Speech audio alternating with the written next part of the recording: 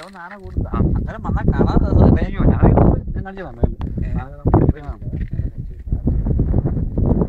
കാറ്റുണ്ട് ഇവിടെ. എന്നാ വെയിലാണല്ലോ പ്രത്യേകതയാണ് അല്ലേ? നല്ല സുഖമല്ലേ? കുളിച്ചു പോയിരുന്നു ചൂടിൻ്റെയാണോ? ഇവിടെ എന്നാ വെയിലുണ്ടെങ്കിലും അറിയാനാ. അങ്ങോട്ട് നോക്കിയാൽ മലയുടെ മടക്കാണ് നോക്കി. നല്ല ഇതല്ലേ? കോറ കാണായിരുന്നു പക്ഷേങ്കില്